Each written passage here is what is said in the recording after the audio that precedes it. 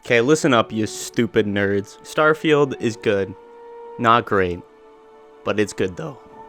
There's a lot of things it does really well, and I want to tell you about them. This is going to be spoiler free. There's no spoilers.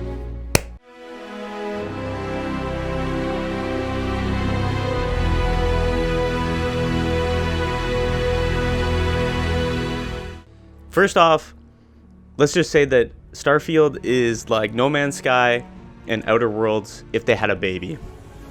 There's so much of both of these games in this game and other things in this game that are awesome, and I love them. The starship battle stuff is super cool.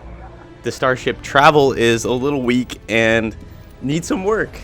It's probably my least favorite part about this game right now. Traveling is really annoying and intrusive in this game. To have to open up a menu and click a place to fast travel to is your main way of traveling is the worst, and I really hope that modders, what's up modders, fix this part of the game and make it more like No Man's Sky, where you just kind of deploy and you rocket off into the atmosphere, and then you take off of a planet, and then when you want to go to a new one, you just blast full throttle at it. Right now, when you're up in the orbit of a planet, you can keep thrusting at something, but it'll never take you there. You have to pull out your little sensor thing, then click on it, then open up a menu, and then travel to it, and it's just awful. It's the worst part about this whole amazing game. When you land on these places, though, it's really cool. There is some really interesting things around every corner, and each planet has its own unique vibe to it, its own unique problem that you face with the orbit and the oxygen and the gravity. It's cool, and I love it, and it's the best. So again, it's hard because I think that once that little problem is patched up, what's up modders, fix that please, you got this team, I believe in you. Once they fix that, it's gonna be a great game. There's so much that I love about it. Not having spoilers in this video is so important because I found that when I was watching other videos that weren't really giving warnings, and I was hearing about things that I didn't want to hear about. So yeah, just throwing that out there. There's gonna be no spoilers about anything in this video. I'm gonna keep everything very general, and all the gameplay will be freaking from the trailer. You're welcome, nerds. You're welcome. This game feels like some of the other Bethesda games in ways that I do like. The questing and the companions and the just general good karma and bad karma decision making you make is cool, and the character building is really cool this time around. I think it's really important that when you build your character at the beginning that you really think about those little attributes you add on. By Vectera! Is it really, really you? I chose wanted, so in the description it says something like you're gonna have random bounty hunters coming after you all the time, and let's just say that they do. Spoiler! Wow, I didn't spoil something, but I did. The very beginning of the game, if you choose wanted, you will be wanted, and it's just a neat thing that happens all the time, and it made it feel more like my playthrough was unique to me. You may not choose that, but I can only imagine what the other starting options will do for your playthrough. It's really important you choose those and make your character something unique that, you know, really applies to you and really makes your playthrough interesting. Those choices are awesome, and I love them, and every single time that choice comes up, I'm like, oh, I'm so glad I did that. I'm so glad I did that stupid thing. That's the best. Playing a character that you made is the best, and I really like that there's no voice acting this time around because it just makes me feel like I'm the one in control, or my character is the one saying these things. I like that. I know it's removing content, but I'm just really happy that it's not there. Wow, whatever. Okay, nerds. The guns are awesome. There's so many weapons and guns that appear, and I keep finding new ones at every place I go. and they're all cool and interesting, and each new one I find, I'm like, wow, what does this one do? And I'm always surprised by what it does. There's different ammo types all over the place, and they're all interesting and unique in different ways, and just go try them out, okay? You'll really like all the guns. I happen to be using a lot of rifles. That's kind of what I'm leaning towards, rifles and handguns, and they're awesome. And also the shotguns. I'm happily surprised with the shotguns. It feels like a Doom game sometimes when I'm running around and shooting people.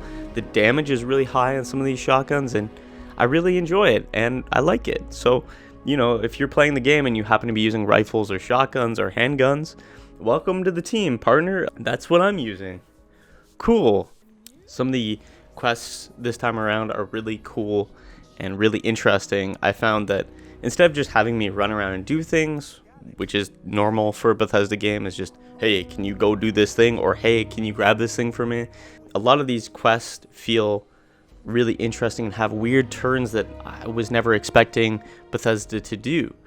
Their story writing has astronomically gone up, and it's really interesting to find out what each character has to say, or what their backstories are, or what little surprises they hold. That applies to like the faction quests as well. It's not usually just a, hey, we hate this type of people, so take out that type of people because we're at war with them. It's not that clean and simple. There's lots of complicated characters, and you know, all matters of good and evil within the factions and within the quests that you do. You have a constant barrage of like good and bad karma like quests, and you know, it's very easy to get mixed up in both the above ground and the underground worlds that clash. You know, there's lots of good and evil to be explored here, and it's fun to make decisions around those and navigating in the quest. My character is kind of a neutral gray, and fitting in those good and bad quests and navigating them in ways that I'm happy with has been really fun and awesome and interesting. So I hope you enjoy questing, and I won't spoil it for you again. It's just really good. Just trust me on this. The questing is great this time around. They did a great job. The worlds are super cool, and the things you find in them are really interesting. To be able to find different solar systems and explore those is really neat. And there's some in there that are like especially unique and interesting in different ways that you will discover, and I want you to discover those for yourself. They're awesome, and there's so many. I'm just shocked. There's so much volume to this world and where you can go, and the different worlds, plural, you can go to. It's really shocking when you open up that shitty fast travel map and you see all of the different places this game holds. The thing that I was going to bring up earlier that I totally forgot about is that I'm 40 hours into this game according to Steam. I happen to leave Steam running a lot, so that's probably not accurate. I've probably played something like 20 hours to 25 hours and then left it running for maybe 10 to 15 hours.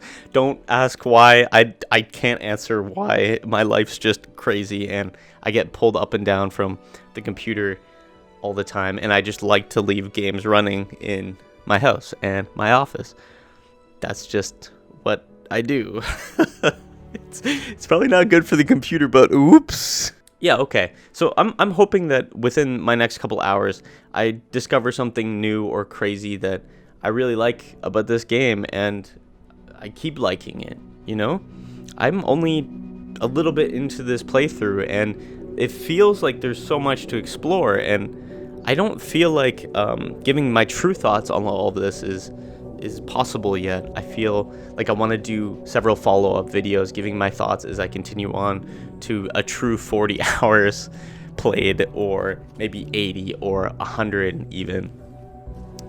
That will come as time goes on, but for right now I've done maybe 20 to 25 hours, and those 20 to 25 hours have been great. They're awesome, and I like them, and I'm excited for second 100 hours I put in after the first 100 hours I played with this game, when it's modded and it feels even better than what was delivered at this very current moment.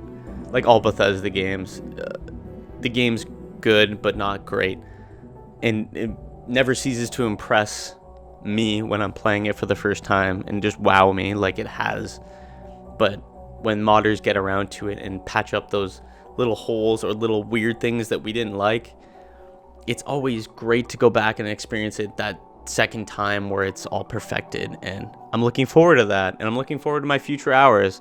Stay tuned, nerds, for the updated thoughts. If you want to experience the best 20 hours that I've experienced in recent memory, I really like Bethesda games, so if you like them too, you're gonna like this one. Buy the game. Just do it. Buy yourself Starfield, play it, and join me for a whole bunch of hours of gameplay. Let's see what we can find in the 100 hours we're gonna end up playing this crazy huge game. Wow. Stay tuned, you freaking nerd. I'm gonna be uploading more thoughts as I keep going, and you better be here for them. Like, subscribe, and hit the notification bell, or I'm gonna freaking turn this ship around, you freaking nerd. We're not there yet.